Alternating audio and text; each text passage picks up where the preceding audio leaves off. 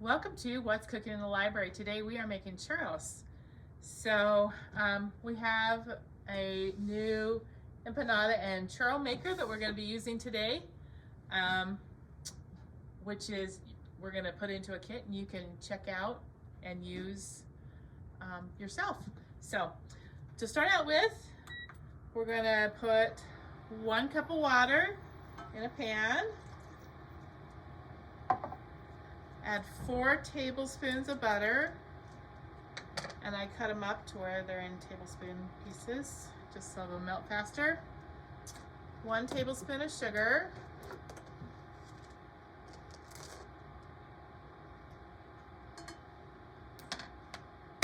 And a 1/4 teaspoon of salt.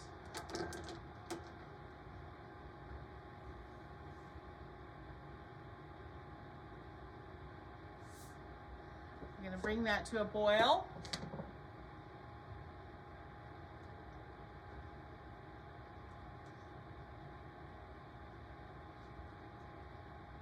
Okay, it's come to a boil here. We're going to remove this from the heat. Then we're going to add 1 cup of flour, regular all-purpose flour, or you can also use the gluten-free 1-to-1 mix, which I am using today. Just go ahead and pour that whole 1 cup of flour in, and you're just going to stir it until it forms a ball and it's kind of smooth and sticky.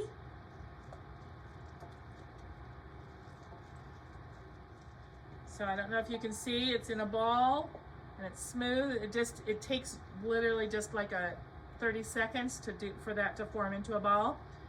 I'm actually going to take it from this hot pan. We're going to put it into a bowl and let it set for 10 minutes to kind of cool off before we add the rest of the ingredients. While we're letting this cool down, we're going to go ahead and mix together our cinnamon sugar mix that we're going to roll them in after they're done cooking.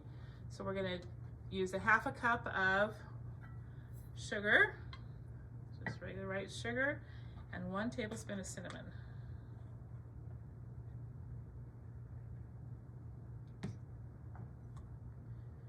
We want them in a bowl that's got fairly kind of shallow so that we can dip them in here. So we're just gonna mix those together and get that all ready for when we're ready to cook these churros. Okay, so we've let that rest for 10 minutes. We're gonna go ahead and add 1/2 teaspoon of vanilla to this.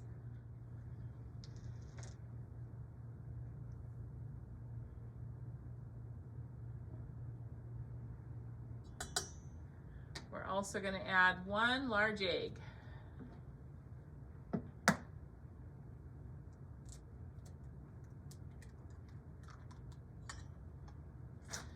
And then almost immediately after you add that egg, you're going to want your electric mixer out, and we're just going to mix this together.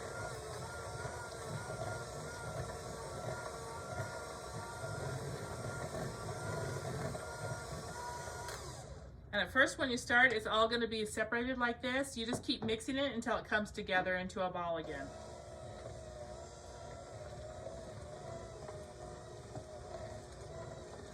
Okay. So in the meantime, you're going to want to turn on, we're using this churro maker today. So we got this turned on and we're heating it up. We got this to where it's all come back together again. We're going to go ahead and put it into a piping bag. Now, if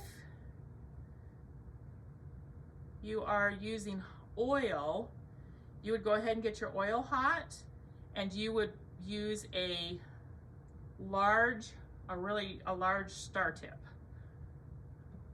to pipe it. So you would want to put your star tip in. We're actually using this maker here, and so we're not going to put a tip in it. I'm going to go ahead and just put all of this into this piping bag.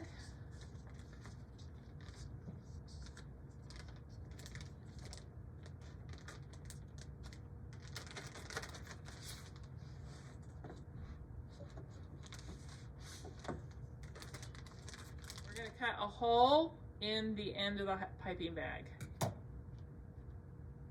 A little bigger than that.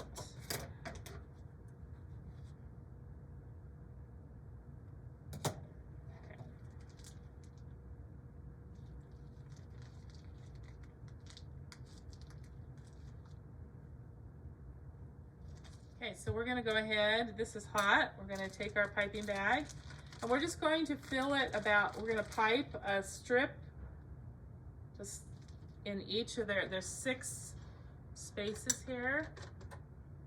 We're just gonna pipe some in. You don't want it to get too full because it expands as it's cooking.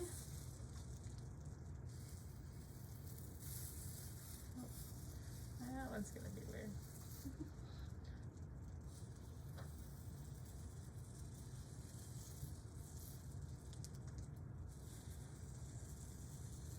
Sometimes it's best if you use, I'm just kind of,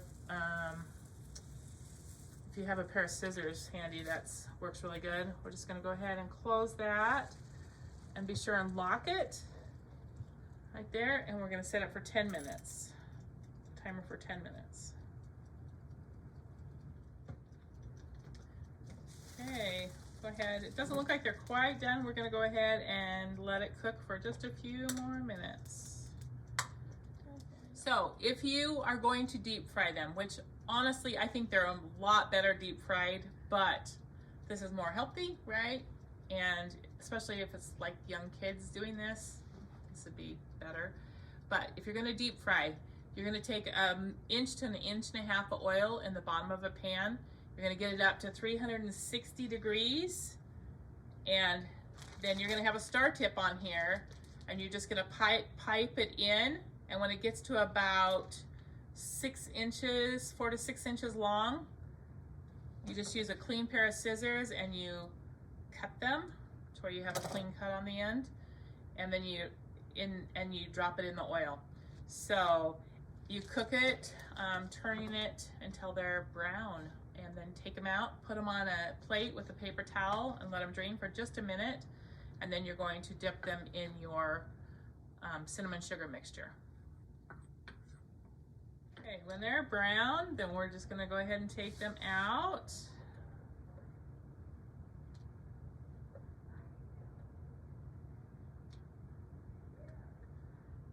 Never use a metal utensil to take these out.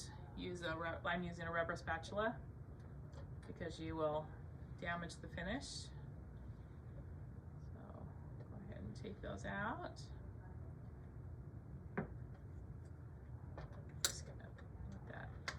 Heat up a little bit more. Okay, just gonna put these in here and cover them with cinnamon sugar. Kind of roll it in there because that's what makes the churros churros, right? And here you go. There's